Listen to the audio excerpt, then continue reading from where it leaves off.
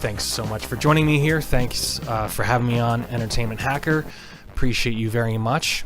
I stumbled upon a cool thing here that I kind of wanted to kind of illustrate here. This is the first Superman comic, at least that I found, and I'm pretty sure this is Action Comics #1. So really kind of a cool thing, and it's a sad and tragic story.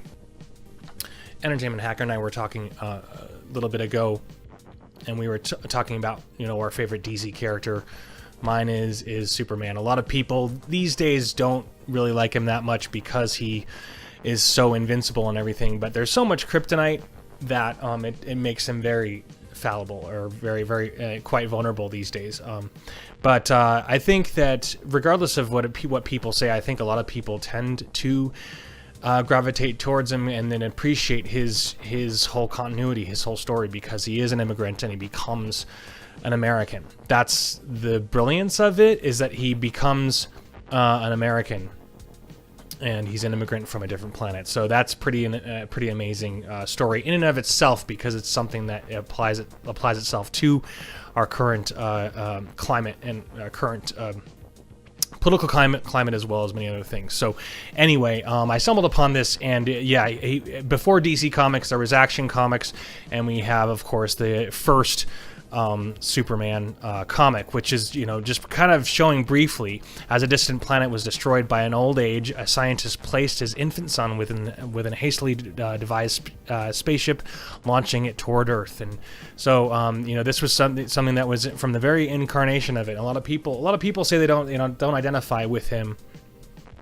because he's an alien, because all these people tend to bash on it because of that. But I beg to differ, especially when you have random people always saying, "Oh, my kryptonite is this," "My kryptonite is that," my one crutch in life, my kryptonite.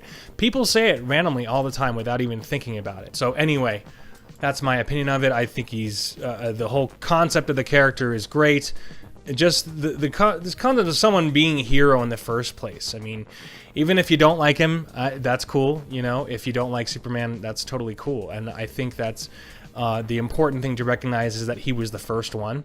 So at least the concept of a superhero, if you like superheroes a lot, just like at least being able to appreciate him. But he was originally, it's just an interesting thing what the guys went through to create him. Was created by writer Jerry Siegel and Joe Shuster, and these two guys unfortunately ended up with not very much money. So it just goes to show kind of how crazy any art industry, in any industry that caters itself to the arts and media in general, even back then in 1938, which was in a war-torn country, they were dealing with war and stuff like that. Whereas it's something that's such a popular thing now, and it's such a money generating machine now at this point. But the people, these artists who created him, were not able to reap all the benefits that so many other people are benefiting from now. So, but this is a classic comic book. Oh, and so real quick, something else that I wanted to mention here is that if you're not familiar with Brainiac, he is absolutely one of the coolest villains of all time. I think it's really cool what his motivations are and everything, and he's kind of like a Thanos. I think the important thing to recognize here is what Superman has done for comics in general, and the concept of just someone thinking of someone who could be super in that sense and have these powers that kids tend to gravitate towards, and adults. So anyway, thanks for joining me here, and you have a splendid day. Thanks for watching.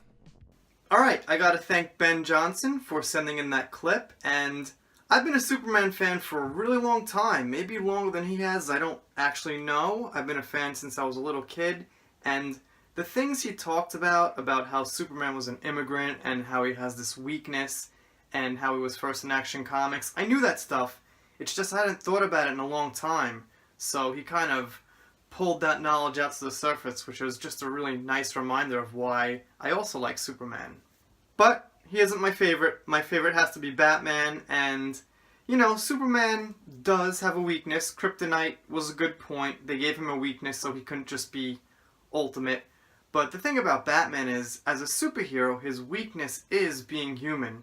So whenever he's in a situation that's getting tense, you're thinking, well, one little slice of a knife, one little bullet, and he can't take that. I mean, yeah, it's the comics or the movies, and you could take a little bit more than you can in real life, but you know what I mean. He could be in real danger. And Batman's got all these little cool gadgets, the Batmobile, all his little, like, ropes and gases and things like that, so that was just always interesting. Plus, he's a detective, so that kind of puts a nice spin on everything where he's kind of solving crimes, not just going in and kicking ass. Alright, now it's your turn. In the comments, please leave me your favorite DC hero. If you don't like DC, that's cool too. You could just say something like Marvel's better.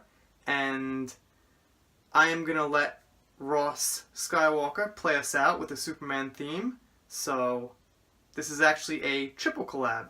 And here he goes.